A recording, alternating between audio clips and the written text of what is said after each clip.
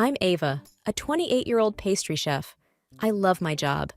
It allows me to be creative and make people happy with my cakes and pastries. I live in a small but cozy house that I bought with my husband, Daniel. We met 2 years ago, and it was love at first sight for both of us. Daniel works as a software engineer. He's quiet and serious, but he has a good heart. We got married a year after we met, and life has been mostly good, except for one problem: my mother-in-law, Mrs. Eleanor Hamilton. From the day I met her, Eleanor made it clear she didn't like me. She's a tall, stern woman who always says what she thinks. She raised Daniel by herself, and they are very close. She wanted Daniel to marry her friend's daughter, Emily, and she told me so the first time we met. Emily is around our age, pretty, and she works as a lawyer. Eleanor often talks about how smart and talented Emily is. One sunny Saturday morning, I was in the kitchen preparing a new cake recipe for my blog. Daniel was in the living room, working on his laptop. I heard the front door open and Eleanor's voice calling out. "Ava, dear, are you home?" she said, her tone polite but cold. "Yes, Mrs. Hamilton, I'm in the kitchen," I replied, trying to sound cheerful. She walked in, looking around with a disapproving frown. "I see you're baking again. Don't you think you should find a real job?" I sighed quietly. "I love baking, Mrs. Hamilton. It makes me happy." She sniffed. "Well, Emily just got promoted at her law firm. She's doing so well." I forced a smile. "That's great for her." Eleanor walked over to the counter and picked up a cookie. "I still think Daniel would have been better off with her." I didn't know what to say, so I stayed quiet. Just then, Daniel walked in. "Mom, what are you doing here?" he asked, surprised but happy to see her. "I was just in the neighborhood and thought I'd stop by," she said, her tone softening as she turned to him. They chatted for a bit, and then Eleanor said she had to leave. After she left, I turned to Daniel. "Doesn't it bother you, the way she talks about me?" Daniel looked uncomfortable. "She's just set in her ways, Ava. She doesn't mean any harm." "But she said again that she wishes you'd married Emily," I said, feeling frustrated. Daniel sighed. "I love you, Ava. That's what matters. Just ignore her comments." I nodded, but it wasn't easy. I knew Eleanor would never stop trying to make me feel like I wasn't good enough for her son. But I loved Daniel, and I was determined to make our marriage work, no matter what his mother said or did. Life went on after Eleanor's visit, but her words lingered in my mind. Days turned into weeks, and the tension between Daniel and me grew.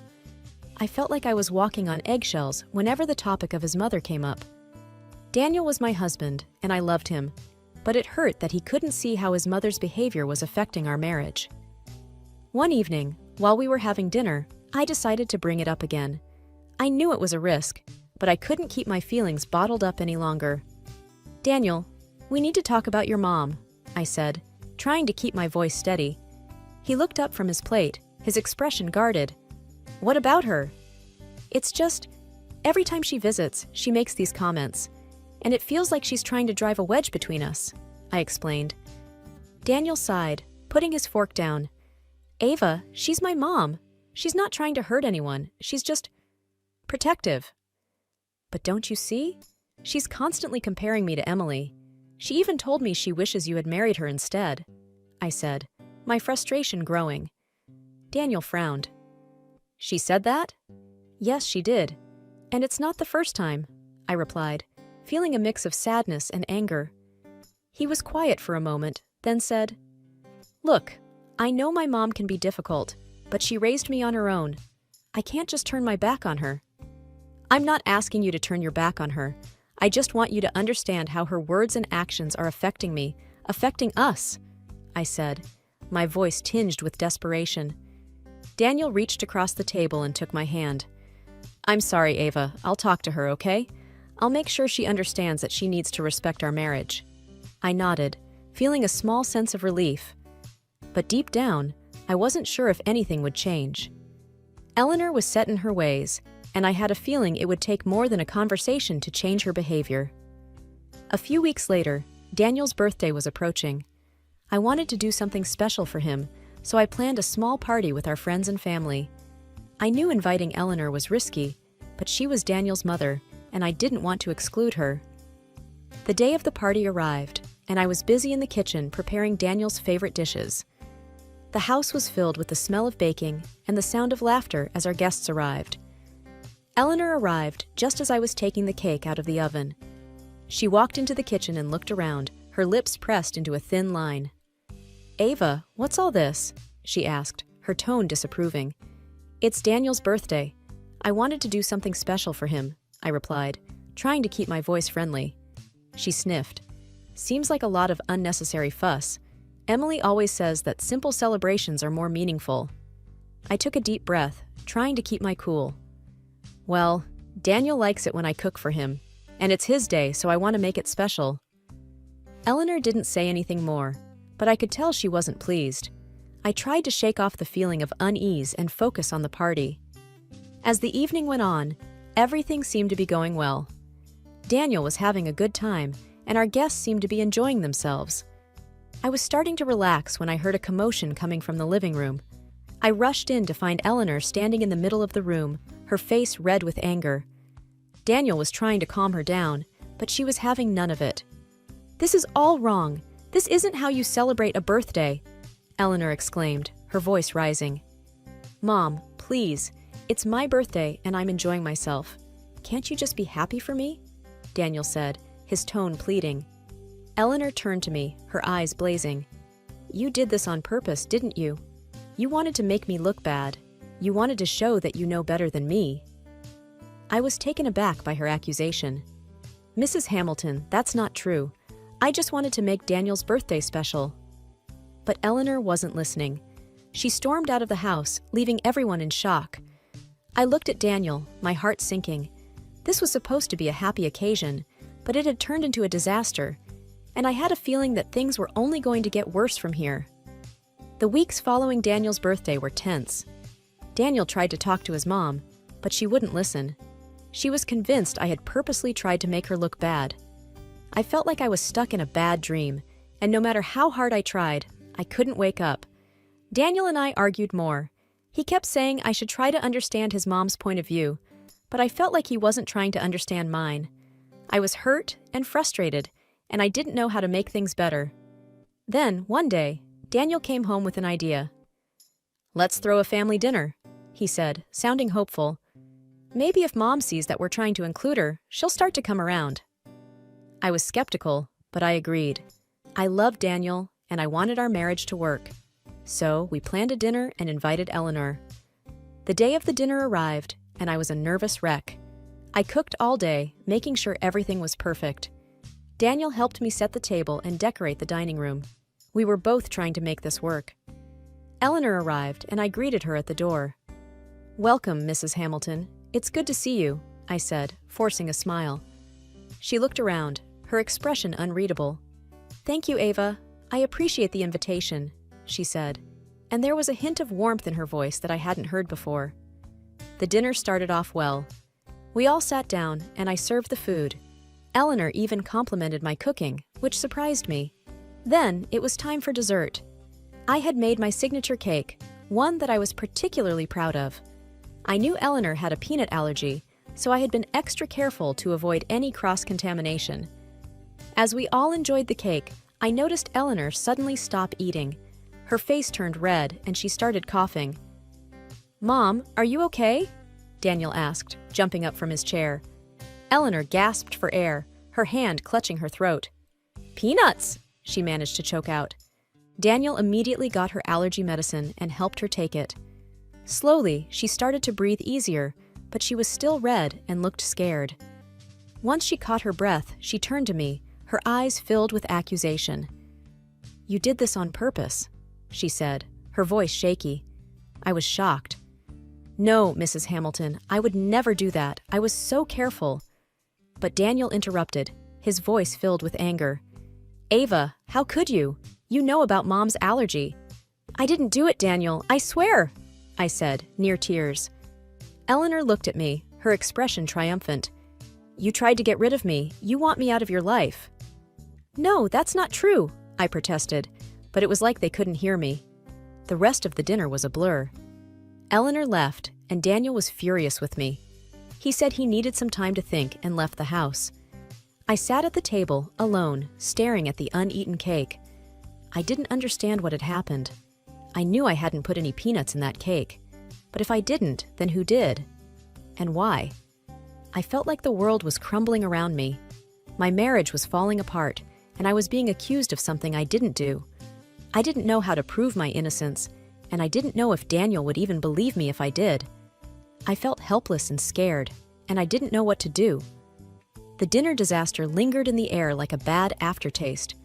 Everyone had left, the house was eerily silent, but the tension was still palpable.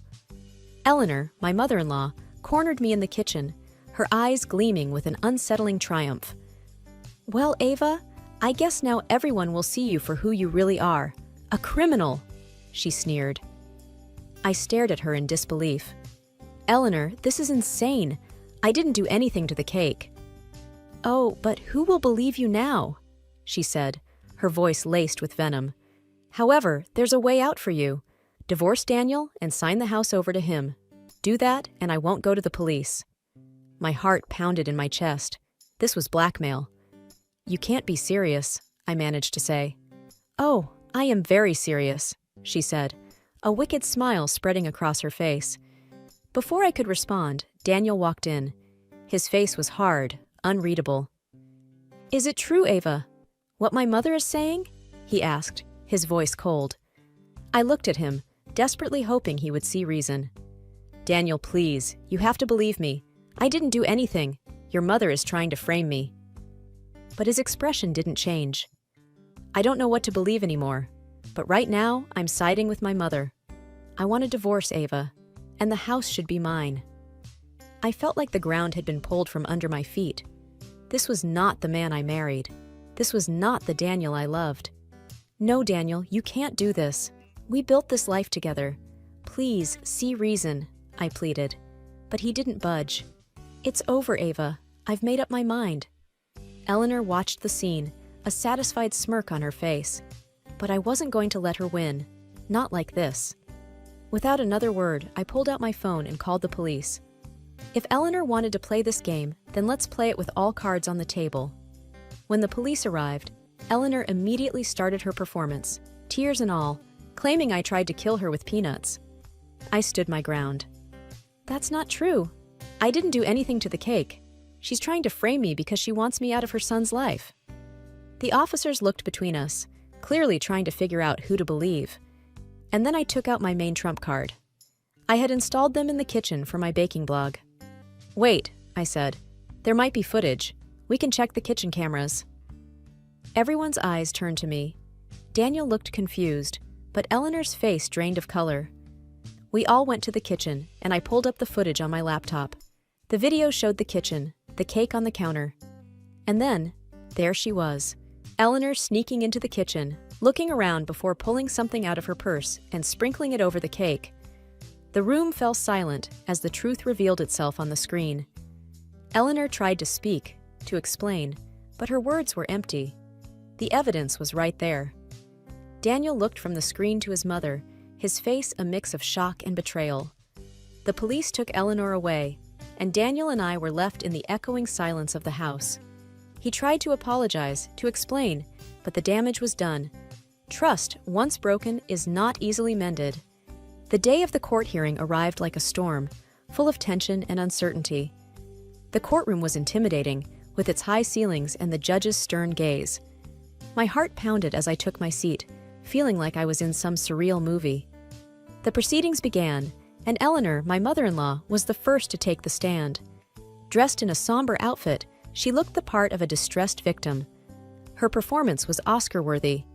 With trembling hands and a quavering voice, she portrayed herself as an innocent, wronged by my alleged malicious actions. I can't believe she would do something like this to me," Eleanor whimpered, dabbing her eyes with a tissue.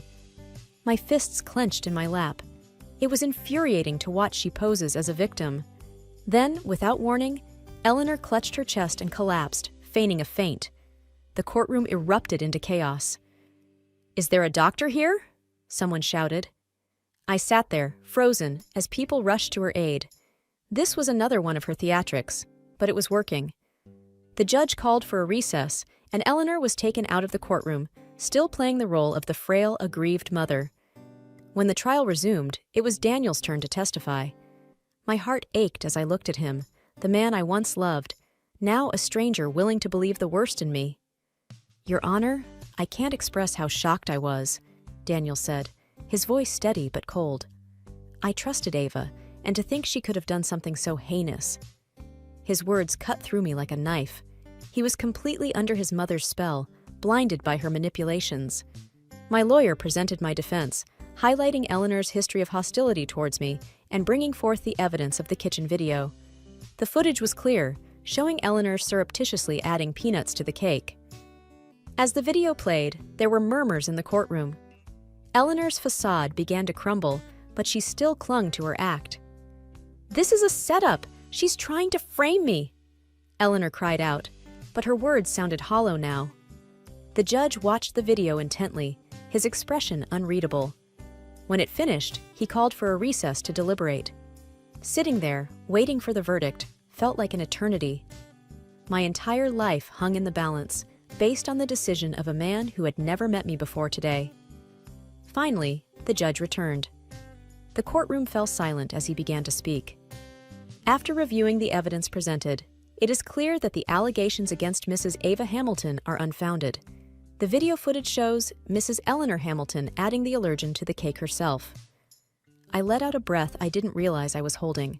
Relief washed over me, followed by a surge of vindication.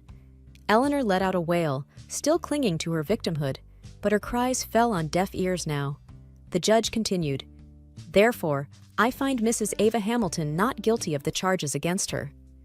Tears filled my eyes, not of sadness, but of relief and triumph. The truth had prevailed, despite Eleanor's theatrics and Daniel's accusations. As I left the courtroom, I felt a weight lift off my shoulders. It was over. I had faced my fears and stood up for myself. After the trial, life seemed to move in a blur. Winning the case brought relief, but it also left a gaping hole where my former life used to be. The house felt even emptier now. I missed Daniel, despite everything, but life had to go on. I threw myself into my work, finding solace in baking and my blog. My followers were a source of strength, sending messages of support and love. It felt good to be understood and appreciated. One day, while I was recording a new recipe, my phone buzzed. It was a text from my friend Mia. "Coffee? I have news." I smiled, grateful for the distraction. Mia had been a rock through all of this. We met at our usual cafe, a cozy little place with the best lattes in town. "Ava, you look better!" Mia greeted me with a warm hug. "Thanks, Mia. So, what's the news?" She grinned, her eyes sparkling. "I'm getting married!" I gasped, joy filling my heart. "Mia, that's amazing! Tell me everything!" As she gushed about her fiancé and their plans, I felt genuinely happy for her. It was refreshing to talk about something other than my own troubles. Then, Mia's expression turned serious. "Ava, how are you really doing?" I sighed, stirring my coffee. "I'm getting by. The house feels empty, but I'm managing." Mia reached across the table, squeezing my hand. "You're strong, Ava, and you did the right thing, standing up for yourself." I nodded, feeling a sense of pride. "Yeah, I did. It wasn't easy, but it was necessary." We chatted for a while longer before parting ways. As I walked back home, I felt a sense of determination. I had survived the storm. Now it was time to rebuild. Over the next few weeks, I poured my energy into my blog, creating new recipes and sharing them with my followers. The positive feedback was uplifting. It felt good to be doing something I loved, something that brought joy to others. Then, one afternoon, I received a letter. It was from Eleanor's lawyer. My heart raced as I opened it. Inside was a formal apology from Eleanor. She expressed her remorse for her actions and the pain she had caused. I read the letter, but behind every word were hidden her taunts, insults, and threats. I realized I couldn't forgive her. Not now. The next day, I received another piece of news. The divorce papers had been finalized. My marriage to Daniel was officially over. It was a bittersweet moment. A chapter of my life had closed, but a new one was waiting to be written. I called Mia to share the news. It's official. The divorce is finalized. Mia's voice was gentle. How do you feel? I don't know, I admitted. Relieved, I guess. Sad too. It's complicated. Take your time, Ava. Healing isn't a race. Her words comforted me. I knew I had a long road ahead, but I also knew I wasn't alone. That night, I baked a cake. Not for a video or a client, but for myself. As I mixed the batter and preheated the oven, I felt a sense of peace. Baking had always been my sanctuary, and it felt good to be in my element. As the cake baked, the sweet aroma filled the house, bringing back memories. Some were painful, but others were filled with love and laughter. I realized then that those memories were a part of me, a part of my journey. When the cake was done, I sat at the kitchen table with a slice and a cup of tea. The first bite was delicious, a reminder of the simple joys in life. I smiled to myself, feeling a glimmer of hope. Sweet justice had been served, but it was the small, sweet moments like this that truly mattered. I knew there would be challenges ahead, but I also knew I was ready to face them. This was my new beginning, and I was determined to make the most of it.